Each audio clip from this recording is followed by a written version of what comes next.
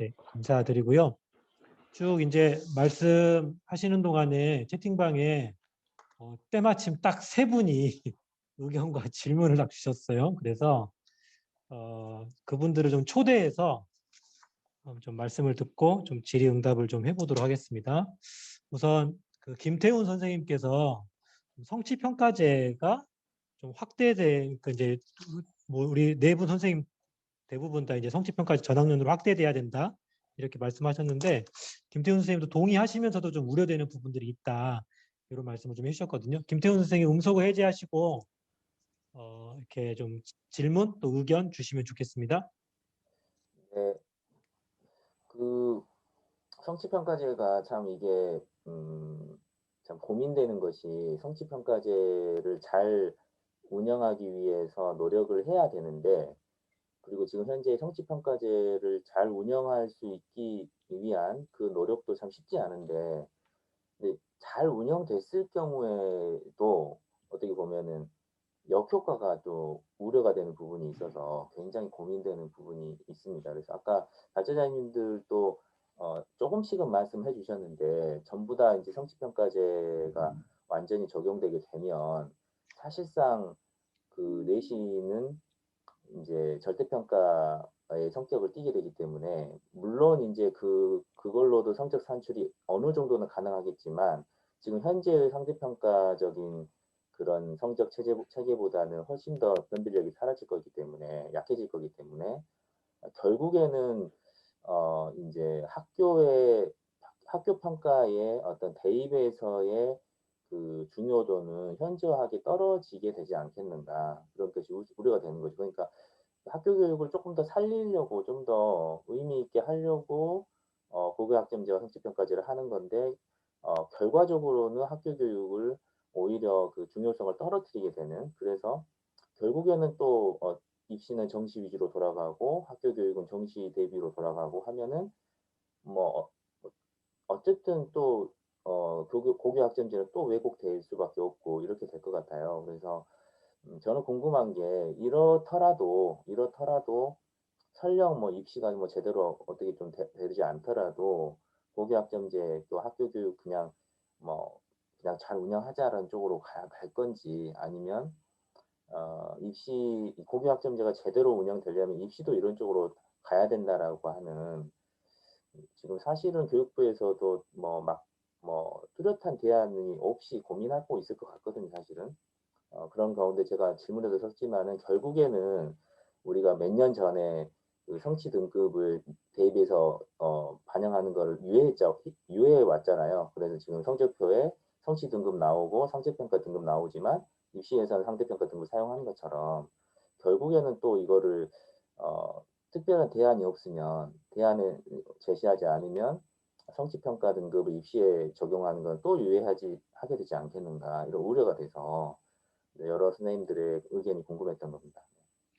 네, 그 덧붙여서 처음 이제 교육부가 2월 17일에 고교 학점제 추진 계획 발표했을 때 제가 이제 언론 보니까 어떤 교수님께서 그 시론이라고 해가지고 해주셨는데, 거기에서도 결국은 그 고교 학점제와 조응하는 대입시 방안이 나오지 않으면 사실 고교 학점제 이거 되겠냐 이런 얘기하면서, 그렇지만 당장 어렵더라도 뭐 뭔가를 좀 손대서 이렇게 고교 학점제와 조응할 수 있는 대입 방안을 좀 내놓아야 된다 이렇게 얘기했더라고요. 그래서 김태훈 선생님 질문하신 성취평가제에 대한 질문에 대한 답과 함께 좀 선생님들께서 생각하시는 고교 학점제가 잘 되려면 대입시가 좀 이렇게 바뀌어야 된다까지 좀, 물론 이게 되게 어려운 답이라는 저도 알고 있습니다.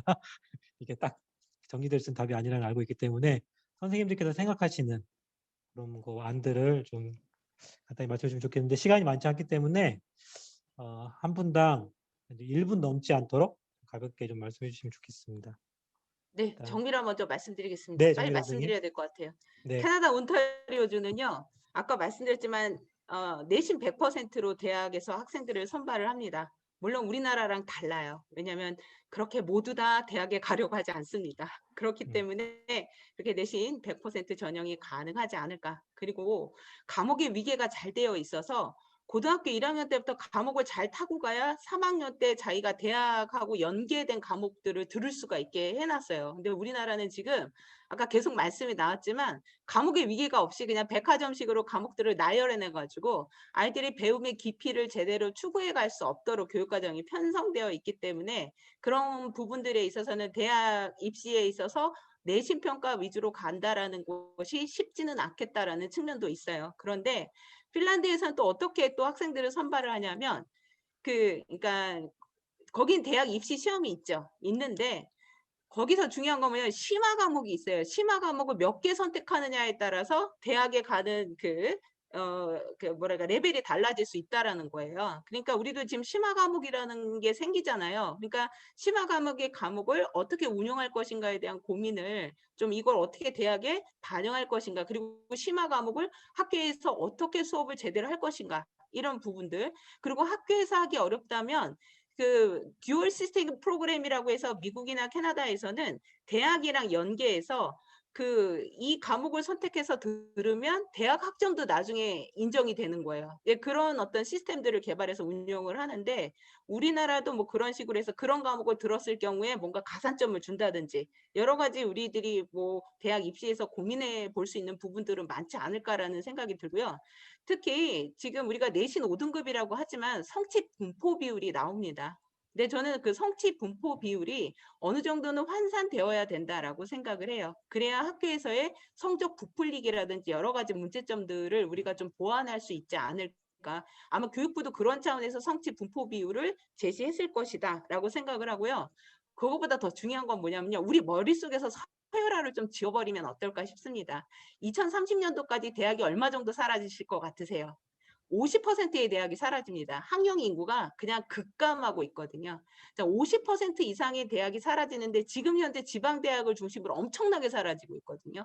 그렇다면 지금 지방에서도 다 서울연고대, 뭐 수도권에서도 다 서울연고대, 그럼 다 서울연고대 가면은요, 지방대는 그냥, 예, 그냥 다 소멸해버리지 않을까라는 그런 생각까지 들어요. 그래서 앞으로는 이 국립대도 서울대의 어떤 개념을 1대학, 2대학, 프랑스 대학처럼 그런 어떤 생각들의 폭들을 좀 만들어내고 우리가 그냥 대학 서열에 맞춰서 교육을 하기보다는 대학의 서열 시스템을 깨고 어떻게 대학을 혁신할 수 있을까 이런 부분들을 같이 고민해야 되지 않을까. 지금 이 시스템 안에서 그냥 그걸 유지하면서 서열화를 계속 추구하겠다라고 하는 거는 고교학점제 체제랑 맞지 않고요.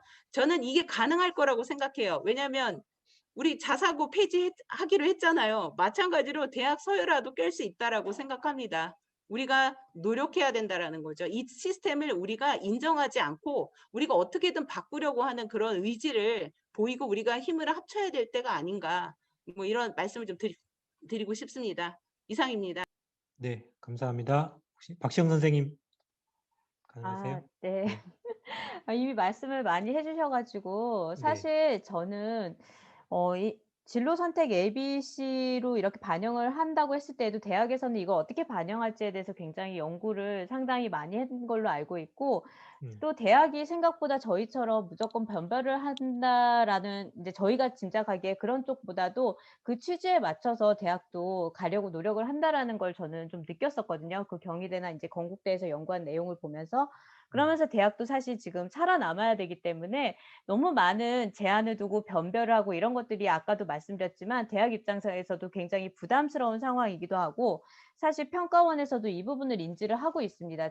대입 수능을 이대로 놔뒀다가는 고교학점제가 아까 우려하신 대로 결국에는 정시에 맞춰져서 또 상위권 아이들 몇몇을 위해서 학교 교육이 왜곡될 수 있다라는 그런 부분들에 대해서 인지를 하고 있기 때문에 지금 뚜렷한 대안을 내고 있지는 않지만 그런 부분에 대해서 충분히 저희가 목소리를 같이 내서 이야기를 해야 된다라고 생각을 하거든요. "고교학점제 잘 안 될 거야." 이렇게 이야기를 하기보다는 현실적으로 어떻게 대입에 반영을 해야 되는지 그다음에 어떤 식으로 대입 정책이 가야 되는지에 대해서 저희가 목소리를 같이 내고 이야기를 하는 게 더 설득력 있게 다가가고 있다라고 저는 느껴졌어요. 그래서 좀 그런 식으로 저희도 좀 발전적인 방향으로 생각을 좀 했으면 좋겠습니다. 네. 네, 감사합니다. 노병태 선생님이나 최지원 선생님 중에 한 분 말씀 주시겠어요? 네, 저도 이제 박시영 선생님 말씀에 참 공감하는 게 뭐냐면 지금 뭐 바뀌어가기 위해서 뭐 교육부도 고민하고 있을 거라고 생각하고 저희가 더 그런 많은 좀 해야 되지 않나 그런 생각 계속 하고 있고요. 그다음에 진로 과목의 평가란 말 좀 그런데 아무튼 예, 그런 맥락으로 계속 접근하면서 아이들에게 도움을 주는 형태로도 갈 수 있으니 그런 부분도 좀 같이 대학과 고민할 필요가 좀 있을 것 같고 그다음에 지금 진로 과목도 현재도 보면 고려대하고 서강대만 어떤 이렇게 기준을 만들어내야지 다른 대학들은 또 그렇게 아직까지는 특별하게 그 얘기를 하지 않았거든요. 그리고 아이들이 뭐 몇 개 이상 선택해라 이런 정도로 해줬는데 아마 대학들도 이 부분에 고민 참 많을 거고 오히려 어떤 대학은 절대평가하고 종합전형으로 가면 좋겠다 이런 얘기도 많이 하세요. 그러니까 그런 맥락을 학교에서 잘 이용하면 좋겠다 생각하는데 한 가지만 얘기하자면 그러면 아까 저기 뭐야 박지영 선생님 말씀하신데 아주 공감하는 게 뭐냐면요. 지금 너무 교사가 할 게 많아요. 그러니까 수업하고 평가 현재 2015 교육과정에서의 아이들에게 다양한 평가와 다양한 수업과 여러 과목을 가르치지 않다 하더라도 아이들을 책임질 수 있는 시스템을 가는데도 너무 힘들거든요. 그러니까 고교학점제가 돼서 이 아이들을 정말로 제대로 학교에서 바라볼 수 있고 그다음에 이 아이들의 삶에 대해서 우리가 생기부나 뭐 다양한 기록 장치로 기록을 하고 그런 것도 통해서 아이들이 실력을 쌓아서 나갈 수 있는 체제가 좀 되면서 입시도 그쪽으로 좀 맞춰가면 좋겠다 생각합니다.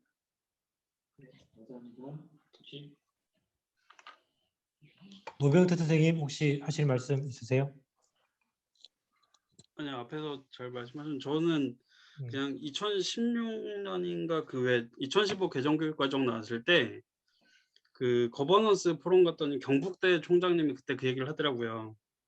이제 속된 말로 웃기지 않냐? 대학 교육은 바뀌지도 않는데 고등학교 교육한테 바꾸라고 뭐라 그런다고. 그러니까 예, 교수님들은 그러니까 총장이니까 그럴 수도 있어요. 예. 교수들은 똑같으면서 왜 고등학교한테 뭐라 그래? 우리 똑같잖아. 그러면 자격이 되냐고 얘기를 했었거든요. 근데 그래서 저희는 그러면서 좀 바뀌었다고 생각은 하고요. 근데 4년 전인가 저희가 중앙대학교에서 저희 학교 평가를 온 적이 있었어요.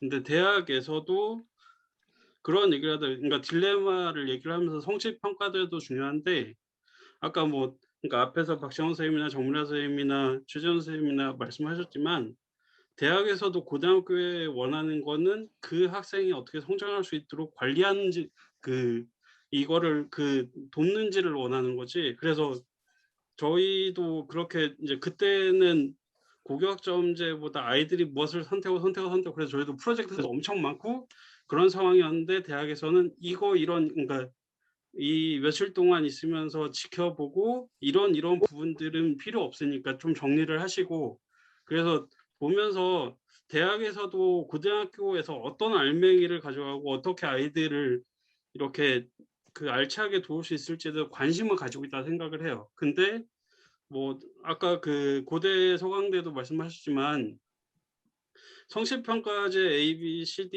E를 가지고 이렇게 그거를 점수화를 시키는 부분에서 보니까 서로 눈치 싸움을 하고 있다고 생각을 하고 사실 위쪽에 있는 대학 말고 그 중간에 있는 대학은 말씀하신 것처럼 그렇게 그거에 신경 쓰고 있다고 보이지는 않는다는 생각이 들어요. 네. 네, 감사합니다. 좋은 말씀 많이 해주셨는데 제가 한 가지 좀 갖고 있는 우려는 제가 이렇게 몇 년 겪어보니까 우리나라 입시 제도를 대학이 결정하는 게 아니라 이렇게 대중들이 결정하고 있다라고 하는 생각들 때문에 좀 고민들이 좀 되더라고요. 같이 좀 고민해 갔으면 좋겠다 싶고요. 두 번째, 우리 김진우 선생님께서 여러 의견들을 주셨는데요. 김진우 선생님께서 여기 채팅방에 쓰셨던 뭐 의견들이나 또는 질문들 좀 정리해서 말씀해 주시면 좋겠습니다. 네, 네 분 발제 너무 잘 들었습니다. 저도 많이 배우는 시간이 되었는데요.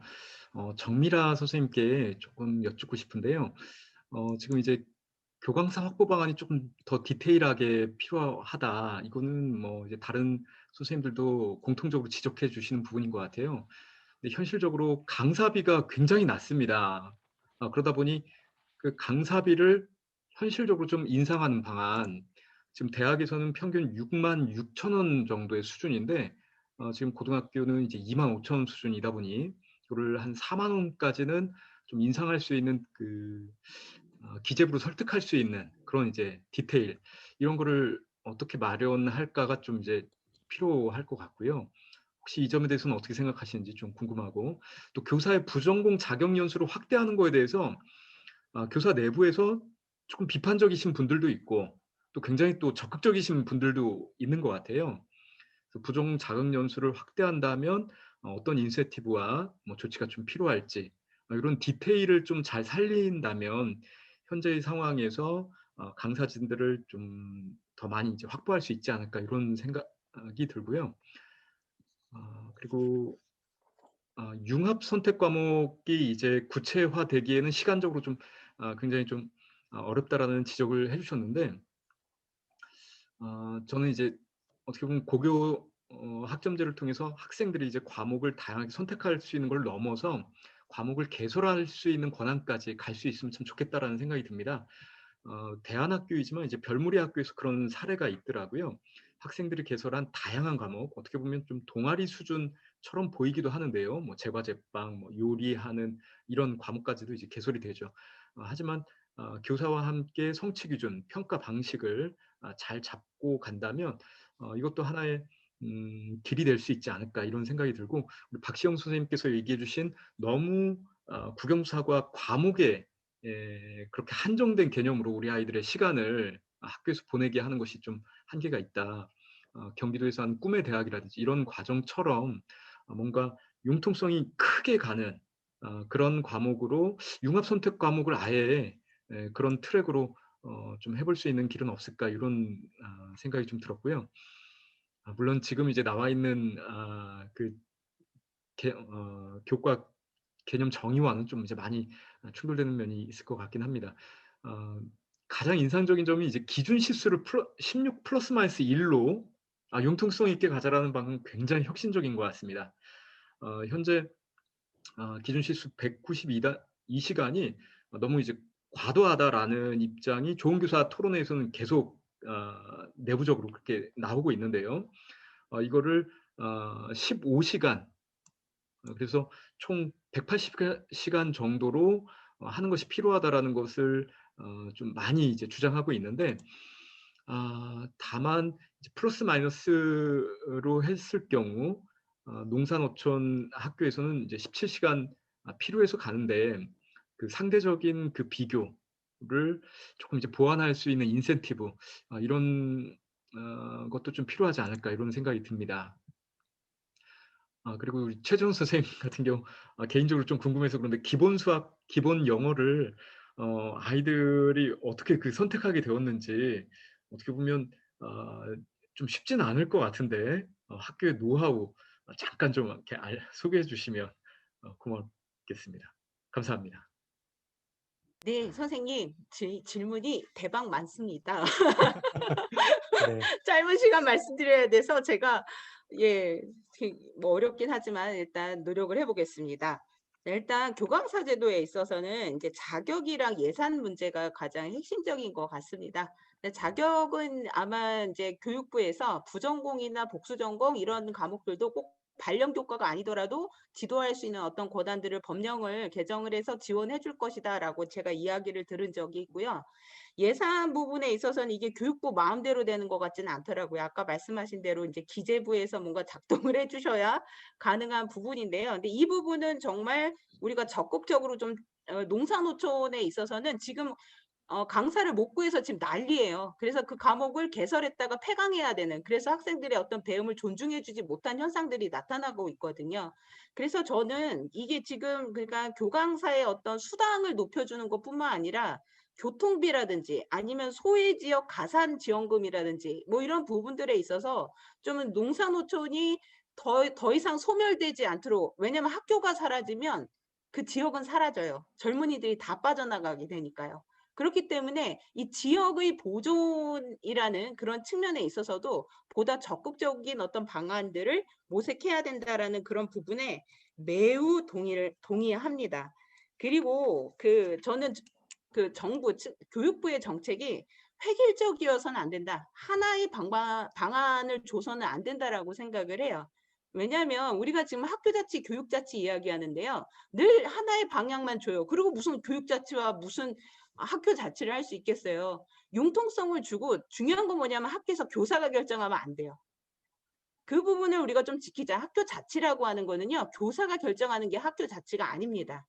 학생, 학부모, 교사 3주체가 학교 교육과정위원회에서 만나서 함께 논의하고 그 방향성을 추구해야 간다라고 생각을 합니다. 특히 교육과정 다양화 아까 전에 계속 나왔던 말이 뭐냐면 백화점식 나열은 안 된다. 저도 매우 동의합니다. 그냥 과목만 많이 나열한다고 그게 교육이 제대로 되나요? 근데 그런 부분에 있어서도 교사가 학생과 학부모와 논의해야 돼요. 자, 우리가 과목을 다양화하는 것도 중요하지만 수업의 질을 보장하는 것도 되게 중요하다. 근데 교사가 3개 과목을 이상을 지도하게 되면 수업의 질을 담보하기가 어렵다. 따라서 우리가 해줄 수 있는 거는 한 교사당 예를 들어 2과목까지는 우리가 감당이 된다. 그러면 이 상황에서 학생들이 요구하는 교육과정과 교사들이 할 수 있는 교육과정을 잘 논의해서 공동으로 결정을 하면 모든 문제들이 많이 해결이 되거든요. 그리고 그 교사 TO에 있어서도 이런 문제가 있어요. 교사가 만약에 이 교육과정 다양화를 하게 되면 어떤 일이 일어나냐면요. 1년 만에 TO 가운데서 나가는 교사들이 막 생길 거라는 거예요. 왜냐하면 매해 교육과정이 바뀌게 되면. 근데 그런 부분들도 학교교육과정위원회에서 일단 우리 학교에 발령받은 선생님은 적어도 3년 이상은 근무할 수 있도록 하는 조건에서 교육과정을 편성한다라는 규정을 학교 자치적으로 만드는 거예요. 그러면 학생이 요구하는 그 요구 수준과 학교의 여건이 계속 조절이 될 거라는 거죠. 절대적으로 우리가 명심해야 될 건 학생이 요구한다고 다 개설해 줄 수는 없어요. 그리고 그거는 학교 자체의 개념에서 해결해야 되는 몫이라고 생각해요. 그거는 어떤 교육청이나 교육부가 해결해 줄 수 있는 부분은 아니다. 그래서 제가 제 원고에 학교 자치는 굉장히 고교학점제를 운영하는 데 있어서 핵심이다. 그리고 우리가 학교 자치 하는데 이번이야말로 정말 학교 자체를 제대로 구축할 수 있는 기회다라고 저는 그렇게 생각을 합니다. 그래서 이제 그런 부분을 좀 생각하셨으면 좋겠다라는 그런 말씀과 더불어 교사의 일, 아까 전에 이제 이거는 제가 말씀드려야 되는 부분인지는 잘 모르겠지만 교사의 일이 엄청 많죠. 제가 거기서 고3 담임을 오랜만에 하는데요. 요즘에 되게 어려운 점이 뭐냐면요. 조종례 할 사항이 없는데 계속 조종례를 하래요. 근데 왜 학생들에게 조종례를 계속 해줘야 되는지 저는 알 수가 없어요. 왜냐하면 우리 고3 학생들에게요. 뭐가 있는지 아십니까? 선거권이 있어요. 그렇죠? 투표를 할 수 있는 아이들이 시민입니다. 저는 학생들에게 존댓말로 수업을 합니다. 왜냐하면 시민이기 때문에. 그렇다면 학생들에게 꼭 전달할 사항만 하고 필요한 얘기들만 하면 되는데 늘 조종례를 하래요. 제가 왜 이런 말씀을 드리냐? 지금 해외에서 고교학점제를 시행하고 있는 나라들은 담임제도가 없습니다. 그리고 멘토링 제도가 있어요. 그래서 어떻게 운영을 하냐면 필요할 때만 만납니다. 상담도 교사가 무조건 다 해야 되는 의무가 없고요. 학생이 요구할 때 합니다. 그리고 이제 필요한 학생에 대해서 교사가 이제 상담을 요청을 할 수 있겠죠.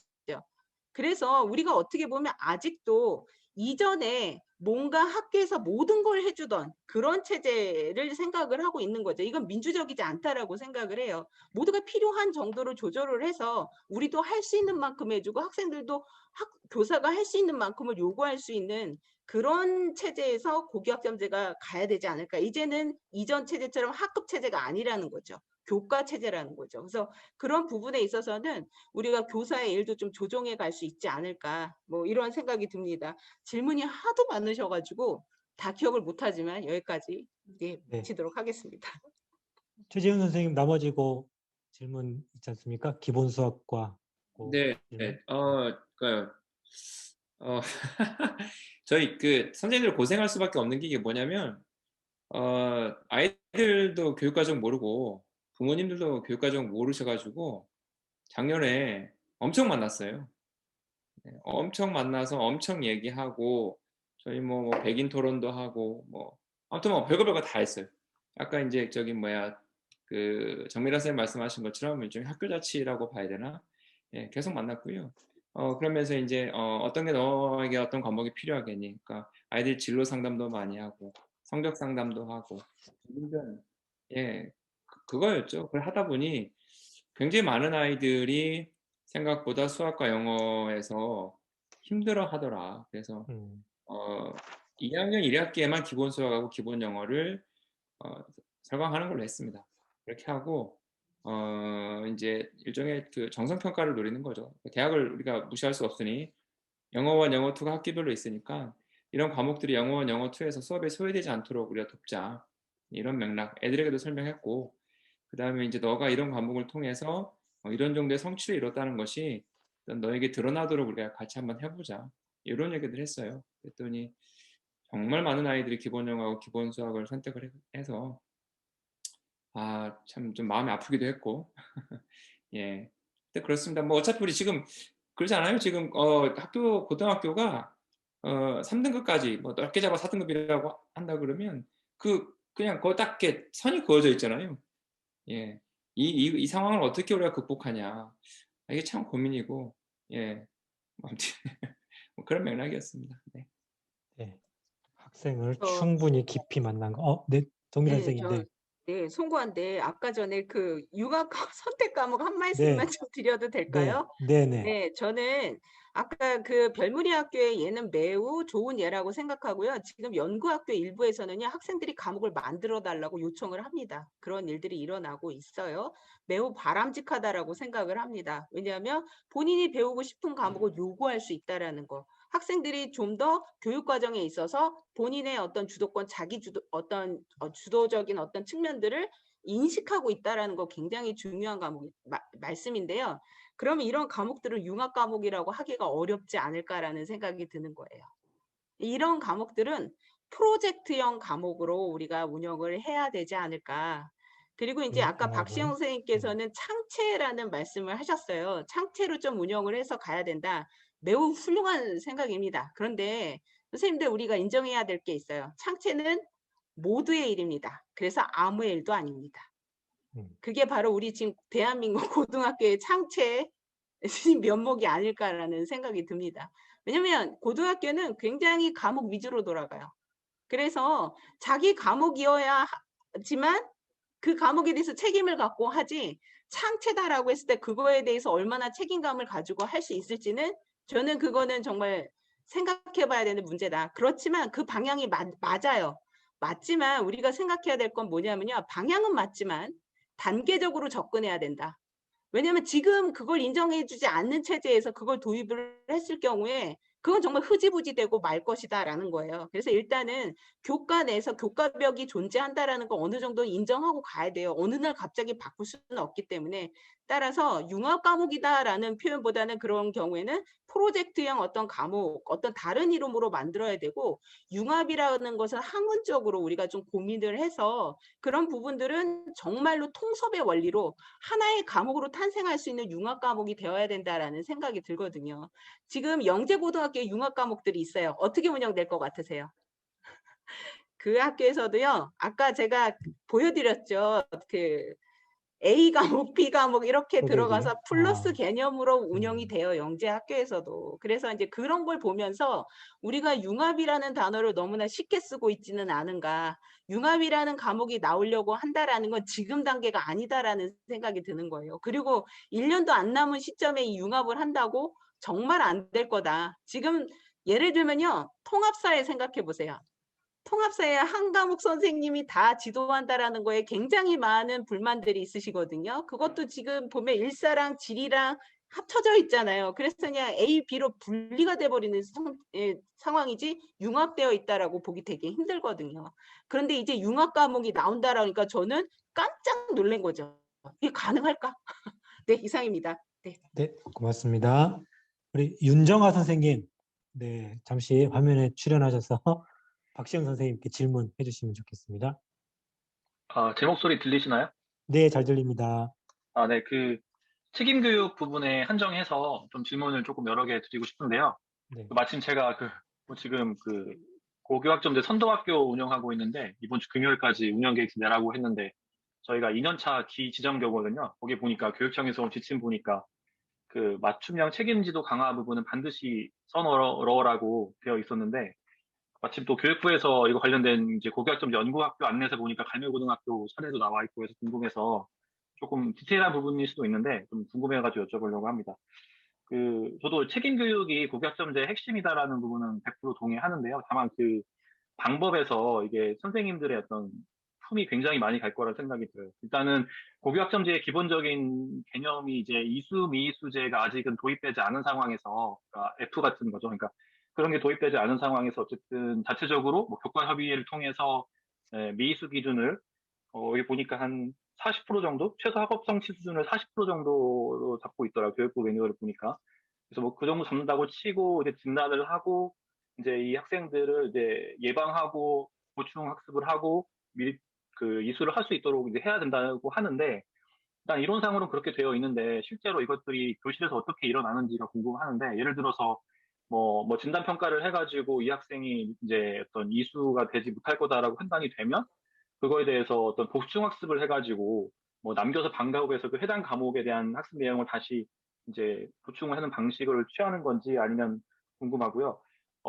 그리고 일반 선택하고 진로 선택은 성적 내는 방식이 다른데 특히 뭐 이건 뭐 비유일 수도 있겠지만 이거 일반 선택 같은 경우에는 상대 평가를 하기 때문에 만약에 이 학생들이 이제 이수하지 못할 거라고 생각을 해서 책임교육 차원에서 남겨서 방과후에 수업을 한다고 하면 해당 학습 내용을 다시 방과후를 하는 거죠. 그러면 이 학습을 듣지 못한 학생들과의 어떤 공정성 문제가 과연 변별을 해야 되는 이제 어려운 점이 있다 보니까 보충학습을 추가적으로 하는 거에 대한 변별의 문제는 그 공정성의 문제는 없는지 궁금하고 그다음에 이 책임교육 부분에서 뭐 예를 들면 갈매고 얘기가 나왔으니까 갈매고는 전체적으로 모든 과목에 대해서 다 이런 식으로 이제 보충학습을 이제 혹은 뭐 학습 멘토라든가 다 이런 식으로 진행을 해서 책임교육 차원이 전반적으로 전면적으로 이렇게 진행되고 있는지 그러니까 제가 전에 핀란드 교육을 접할 때가 있었는데 거기가 보니까 이제 공공성하고 책임 교육이 강하잖아요. 근데 이제 그 수업이 끝날 때 협력 교사들이 굉장히 많더라고요. 그래서 그 수업이 다 들어가서 수업이 진행되고 있는데 선생님들이 이제 수업 중간중간 부족한 친구들 계속 도와주고 있더라고요. 그리고 남겨서 또 도와주고 이런 것들이 이제 일상화되어 있는데 우리는 아직 그렇게 하기에는 선생님들의 좀 품위나 어떤 뭐 방과후에 대한 어떤 우려나 이런 것들이 굉장히 큰데 이런 책임 교육 부분들이 어떻게 이루어지고 있는지 궁금합니다.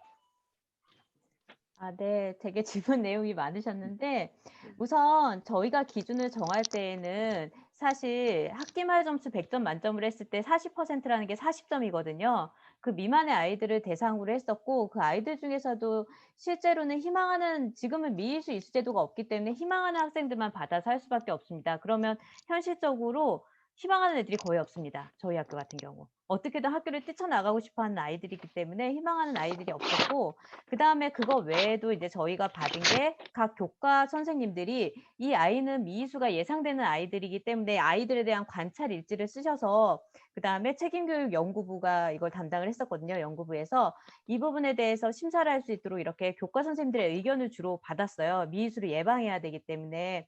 그렇게 해서 이제 대상자 아이들을 뽑았었고 그 안에서 이제 희망하는 학생들이었기 때문에 사실 더 잘 됐다고 생각을 해요. 들은 아이들은. 자기가 그래도 조금 더 성적을 올리고 싶고 잘하고 싶은 아이들이었지 정말 대상이 되어야 되는 아이들은 사실 희망하지 않아서 저희가 억지로 시킬 수가 없었습니다.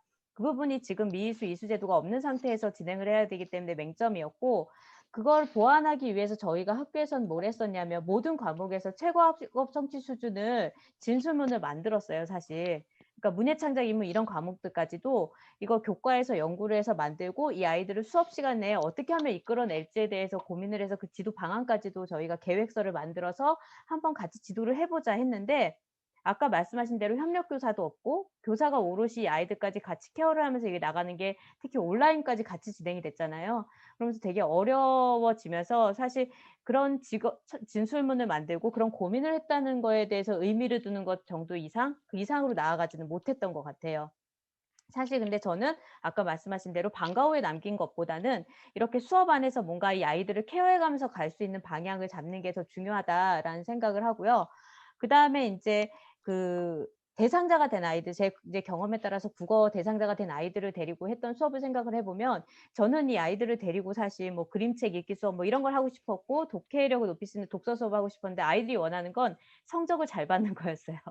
사실 자기도 내신 성적 올리고 싶다고 얘기를 해서 그러면 그 공정성 시비 부분이 분명히 있을 수 있거든요. 제가 이 아이들을 데리고 수업을 했을 때 1학년 아이들이었는데 그래서 주되게 한 거는 사실 과제를 내주고 문제 풀어오는 걸 확인을 하고 그다음에 얘가 중점적으로 제가 원했던 건 얘 수업 태도의 변화였어요. 그래서 선생님이 굉장히 케어를 하는 거죠. 얘가 학습 시간에 필기를 제대로 해오는지 얘가 선생님 수업을 제대로 들었는지 온라인 수업을 제대로 들었는지 이런 것들을 계속 케어해 주면서 얘의 학습 습관을 바꾸는 거에 좀 중점을 두면서 이제 좀 진행을 하고, 그러면서도 이제 그 아이가 사실 문제 풀어온 거를 같이 풀어줬기 때문에 그런 문제가 일어날 수도 있겠다라고 생각을 하긴 했지만, 뭐 방과후 수업에 내신 대비반도 있고 여러 가지가 있기도 하잖아요. 그래서 그런 부분들까지 생각을 해서 그냥 이 부분에 대해서는 제가 눈 감고 진행을 한 부분도 있습니다. 그냥 문제를 같이 풀고 하는 부분은. 근데 어쨌든 중점은 애한테 이런 막 수업을 하기보다는 학습 습관을 바꾸고 생활 태도를 바꾸는 데에 중점을 두면서 이제 같이 진행을 해서 사실 아이들과의 관계가 되게 좋아졌고 아이들 만족도가 되게 높았어요. 예, 만족도가 높았고 실제 그 정도만 해줘도 사실 아이들 성적이나 이런 부분에서 상당히 좀 변화가 있더라고요. 얘네는 워낙에 낮은 애였으니까 20점대 아이들이었기 때문에 40점, 50점 이상으로 수업을 열심히 듣기만 해도 충분히 올라갈 수 있는 여지가 좀 있었다, 이렇게 생각을 합니다.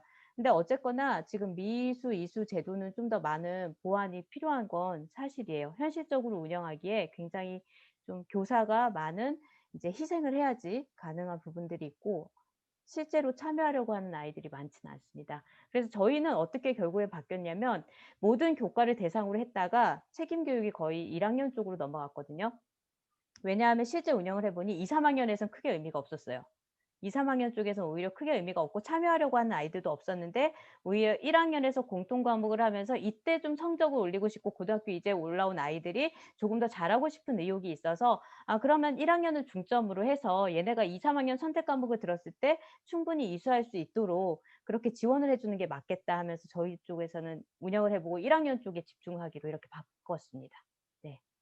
그럼 짧게만 한 가지 좀 네네. 질문 드리고 싶은데요. 네. 그러면 전반적으로 이런 1학년 쪽으로 중심이 옮겨졌다고 하시는데 네. 그럼 1학년에 들어가시는 선생님들 전반적으로 이렇게 애들에 대한 케어를 같이 하자, 그리고 실제로 그렇게 전면적으로 이루어진 건가요? 이거는 사실 저희가 고교학점제 하면서 이거는 우리가 지향해야 되는 방향이다 하면서 1학년뿐만이 아니라 1, 2, 3학년 전체 교사 대상으로 충분히 계속 연수를 하고 진행을 하고 전체가 또 한번 운영을 했었기 때문에 이러면서 실효성에 대해서 평가를 내리고 이런 과정들이 있으니까 이제 그쪽으로 업무가 아예 옮겨져 가는 과정에서 큰 무리 없이 옮겨지게 된 것 같습니다. 네. 네, 감사합니다. 저 한 네. 가지 말씀드리고 싶은 거는요. 갈매고처럼 하기는 쉽지 않다라는 말씀. 갈매고는 정말 교사의 희생이 굉장히 컸다라는 생각 많이 듭니다. 정말 쉽지 않은 길이거든요. 그래서 제가 계속 말씀드렸던 게 시도교육청이랑 교육부는 뭘 할 것이냐. 왜냐하면 그 핀란드 헬싱키라든지 미국의 경우에는 온라인 교육과정도 잘 만들어놨고 보조교사도 지원을 해주고 있다는 거예요. 지금 이 코로나19에 지금 초등학교에는 보조교사 투입한다라고 하잖아요.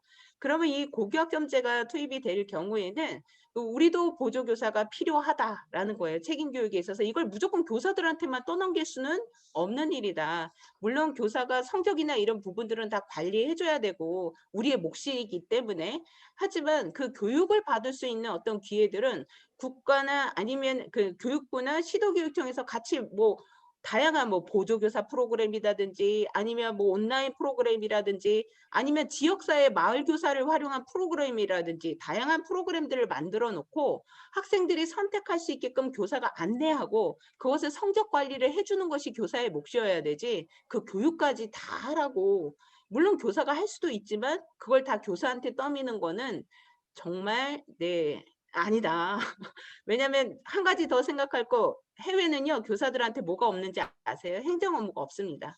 저희 행정 업무 하잖아요. 따라서 행정 전담 교사 이런 부분들도 같이 고려해서 교사들이 정말 수업과 평가에 올인할 수 있는 환경을 만들어주고 고교학점제를 시행하도록 해야 된다라는 말씀을 추가해서 말씀드리고 싶습니다. 네, 감사합니다. 네, 감사합니다. 일단 다른 분들 몇 분 뭐 이렇게 의견도 주셨는데요. 다 말씀드리지 못하고 이렇게 마무리하면 좀 용서해 주시고요. 제가 한 가지 좀 제가 가진 일종의 딜레마인데, 이 고교학점제를 생각할 때 우리가 그 자사고 특목고를 일반고로 전환하면서 그런 이제 그런 심화 교육을 받을 수 있는 그런 기회들을 이제는 고교학점제에서 실현할 수 있다, 이렇게 얘기를 좀 했었거든요. 근데 이제 그런 얘기와 그다음에 우리 오늘 이제 발제자분들 말씀하시는 내용 중에 보면 고교학점제는 다양한 과목 개설의 중점보다는 이제 최소 학업 성취 보장, 책임 교육 여기에 좀 초점을 두고 가야 된다. 이 두 가지가 이렇게 동시에 우리가 추구될 수 있을까 고교학점제를 통해서 이런 딜레마가 하나 있고 또 하나의 딜레마는 그러니까 고교학점 저도 이제 되게 동의하는 부분인데 고교학점제는 수업의 질을 향상시키는 쪽으로 좀 더 초점을 맞추고 가야 된다. 이렇게 이제 우리가 얘기를 하거든요.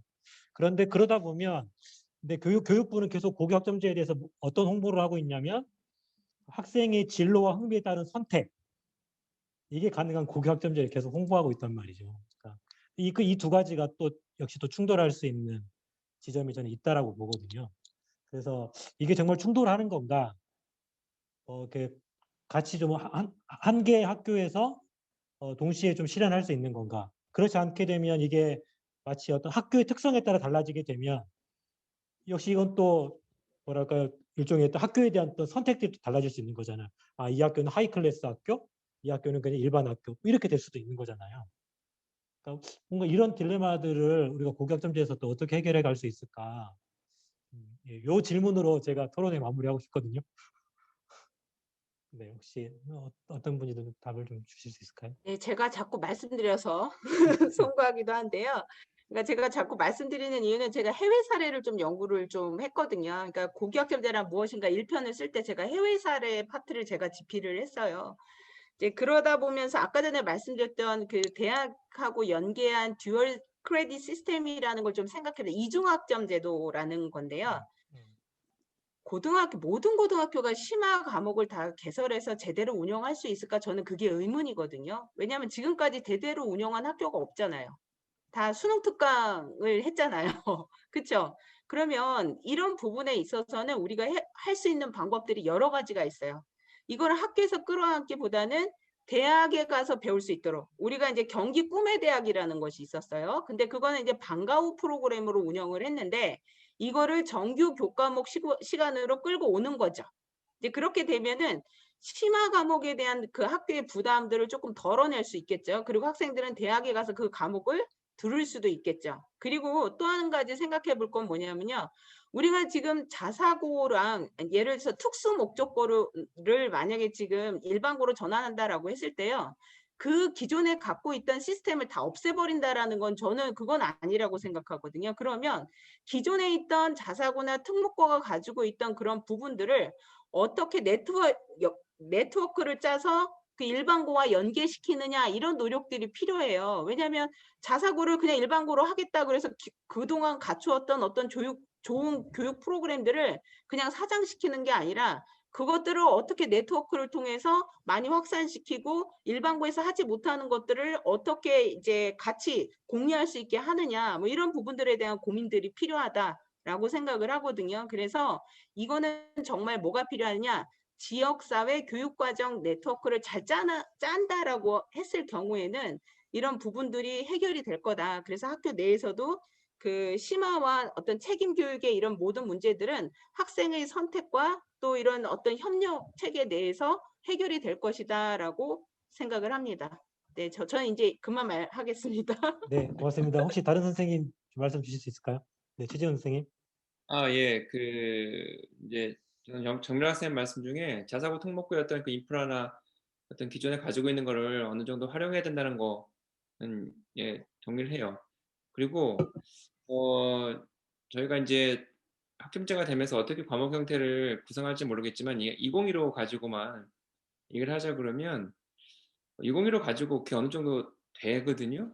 그러니까 제가 기본 수학, 기본 영어를 개설했지만 예를 들면 수학까지 탐구를 개설하고 전문 교과를 또 끌어온단 말이에요. 그래서 과목군을 형성을 잘 해가지고 그러니까 그 과목군 형성을 학교가 어떻게 머리 쓰냐에 따라서 그 아이들을 같이 놓을 수가 있고 그다음에 이제 아직까지 일반 선택 과목이 남아있기 때문에 일반 선택 과목을 아이들도 같이 듣게 되는 거죠. 이제 그런 것까지 연결시켜서 학교 안에서 현재까지 그러니까 많은 학교들이 하고 있는 프로그램들 좀 뭐 살짝 융합하는 거죠. 뭐 멘토멘티 같은 것도 그렇고 뭐 등등등.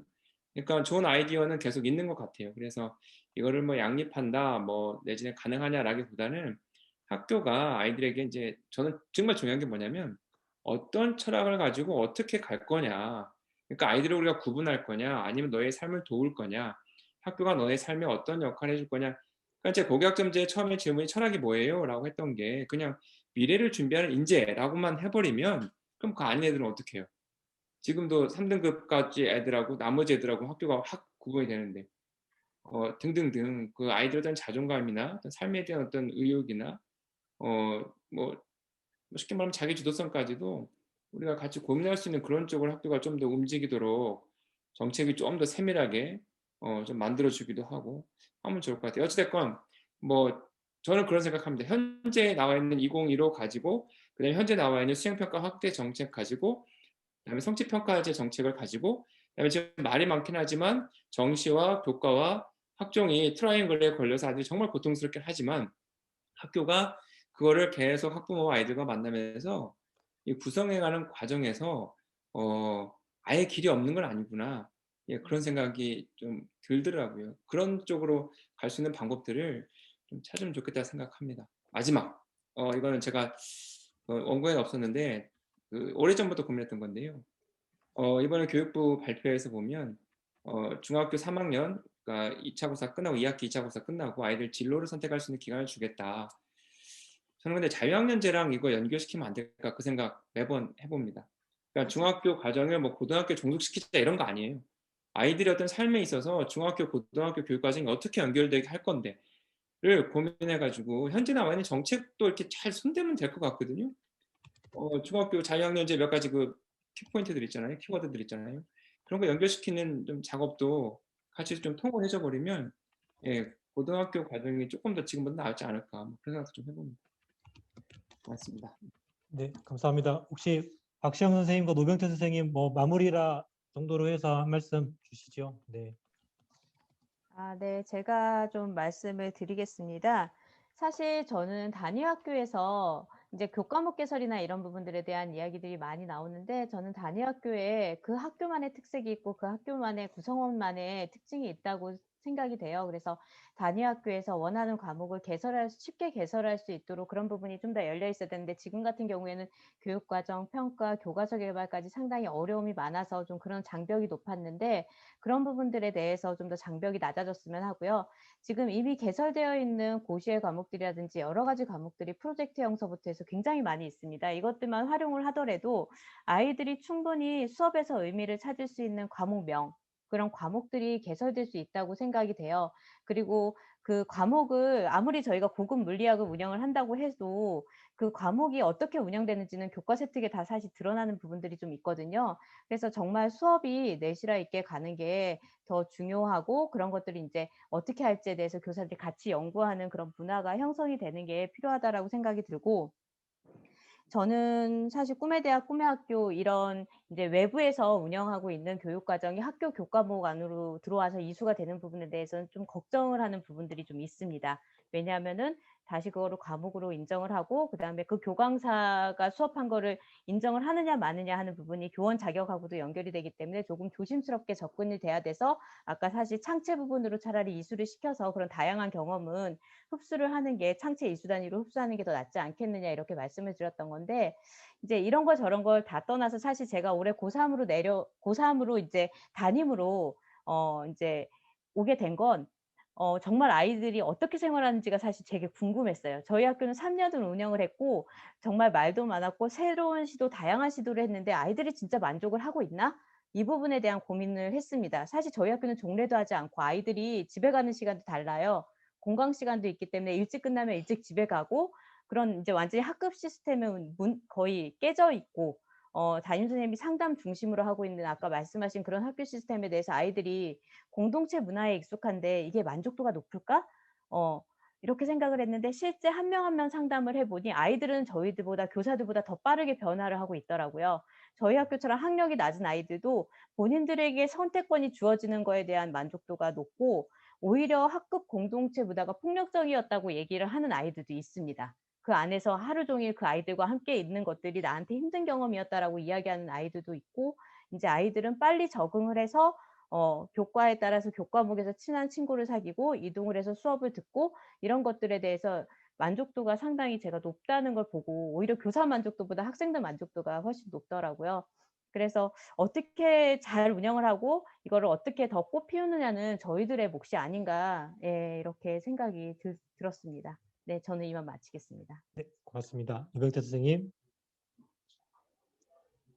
예, 저는 그냥 계속 드는 고민이 계속 드는 생각인데 왜 고등학교를 3년만으로 생각을 하는가 그 생각이 들어요. 뭐 재수 이런 게 아니고 사실 저희는 이제 그 영주에 있는 고등학교가 다 비평준화 고등학교고 기숙사 학교라서 기숙사생이 한 40% 넘어서 부모님이 농사일로 바쁘기도 하지만 그 학교를 보내면 그 학교를 그냥 믿고 보내거든요. 근데 그렇게 되니까 학교는 뭘 생각하냐면 중학생의 니즈가 뭔지에 대해서 파악을 해야 되고 그리고 대학에서 어떻게 연결될지에 대해서 파악을 할 수밖에 없더라고요. 그래서 저 생각은 저희가 왜 고교학점제 전에 말씀하신 고교학점제와 자유학년제도 있는데 그 중간에 진로교육 집중학기제가 또 있잖아요. 그러니까 저희는 적어도 학교를 6년으로 보거든요. 그러니까 교육과정을 설계를 할 때 지금까지는 공동교육과정을 설계했지만 저희는 세종시처럼 큰 데도 되지만 저희는 처음에 공동교육과정만 생각했다가 지역교육청에서 고등학교 그 교장, 교감, 교무부장 다 불러서 학교의 자율성은 인정해 주지만 이 우리 지역 중학생들이 뭐를 요구하고 있고 뭐에 대해서 어떻게 고등학교에서 만들어 나갈까에 대해서 강사기 배분을 하고 이제 좀 더 생각하면 중학교하고 고등학교가 함께 모여서 그래야 된다고 생각을 해요. 그러니까 교육 과정을 만들 때. 그래서 이 지역이 살아남아야 된다 뭐 이런 것보다 학교가 3년이 아니고 고교학점도 그렇고 6년 더 넓게 봐야 된다. 그런 생각이 들고 교육 과정도 그렇게 펼쳐져야 된다는 생각이 들거든요. 그러니까 사실은 자유학년제도 그렇지만 자유학년제가 원래 그 1학년 때 하고 2학년, 3학년 때를 왜 연계 자유학년제로 하도록 돼 있는데 강남에 있는 학교도 그렇고 보면은 몇 학교 빼고는 그냥 중3 때는 계속 축구만 하고 예, 축구랑 그것만 하고 1학년 때 하고 이제 끝나니까 고 1학년 때 됐을 때 진로에 대해서 고등학교 선생님들이 또다시 시작을 해야 되는 거예요. 그런데 이제 그게 중학교하고 연결되니까 저희도 그래서 교육과정이 아까도 프로젝트 학습을 말씀하셨지만 지금 미래교육으로 고교학점들 넘어서 미래교육으로 갈수록 중학생과 고등학생이 함께 할 수 있는 프로젝트 교육을 저희가 추구를 하고 있거든요. 물론 저희 재단 중학교가 있어서 그런 부분도 있지만 그래서 이런 부분에서 넓혀서 생각하시는 게 넓혀서 우리가 정책을 만드는 게 그게 고등학교 단일이든 같이 있는 학교든 간에 그 지역을 보고 그랬을 때 교육에서는 그게 맞다 생각을 하고 하나는 예전에 세종과학고 과학고에서도 그 얘기 하더라고요. 세종과학고 선생님이 이제 우리 학교에서 AP를 가르치고 과학고에서 AP를 가르치잖아요. 가르치고 대학에 보내도 서울대나 포스텍에서 왜 애들 잘 모르는데 고등학교에서 이런 걸 가르쳐 가지고 애가 다시 와서 다시 공부를 해야 된다고. 그러니까 대학교 교수님이 그쪽에서 하시는 말씀이 이럴 거면 왜 가르쳤냐. 그런데 세종 그쪽에서는 뭐라고 했냐면 과학고인데 이걸 안 가르치면 그 대학에서 우리 학생을 입학시키질 않는다. 근데 그런 얘기를 하시더라고요. 그걸 보면서 우리가 아까 그 고급 수학이나 고급 물 이런 부분도 있지만 대학과 연계할 건 연계하고 고등학교에서 할 수 있는 건 하고 그다음에 중학교 연계할 건 연계를 해야 학부모도 그렇고 아이의 입장에서 이렇게 성장할 수 있는 그런 길이 될 수 있지 않을까 그런 생각이 듭니다. 그래서 고교학점제 자체를 3년에 이렇게 한정시키지 말자 예, 그런 생각이 듭니다. 네, 감사합니다. 그 채팅창에 몇 개 의견 소개해드리고 마무리하겠습니다. 우리 김선자 선생님께서 계속 중학교, 그다음에 학부모와의 연계 중요하다라고 좀 말씀해주고 계시고요. 교육대안연구소 우리 이종철 박사님, 저의 질문에 대해 답을 주신 것 같아요. 다양화는 공통기본과정은 책임교육으로, 그다음에 선택과정은 다양한 선택으로, 그리고 심화는 과목 유예를 통해서 기본 과목과 심화 과목 나눠서 동시에 시도해 볼 수 있지 않을까요? 좀 제안 주셨고요. 충남대 박수정 교수님도 말씀 주셨습니다. 대학도 많이 바뀌고 있다. 교육기관이라는 성격의 대학 각성을 가지고 변화하고 있고 교수자에 따라서 초중등 수업 못지않은 수업도 운영되고 있다. 그리고 학교 자체가 중요하다는 점이 인상적입니다. 감사합니다. 이렇게 말씀 주셨습니다. 직접 시간상 좀 이렇게 말씀 청해 듣지 못해서 좀 죄송하고요. 네, 저희가 고교학점제 요거 우리나라 교육에서 굉장히 중요한 지금 포인트에 있다고 보는데 잘 만들어서 좀 고등학교에서 모든 아이들이 좀 의미 있는 학교 생활을 할 수 있도록 제도를 좀 잘 만들어갔으면 좋겠다. 이렇게 말씀드리면서 오늘 발제로 참여해주신 네 분의 선생님과 또 우리 청중으로 참가해주신 많은 선생님들께 감사드리고 토론회 마치도록 하겠습니다. 네, 고맙습니다. 감사합니다.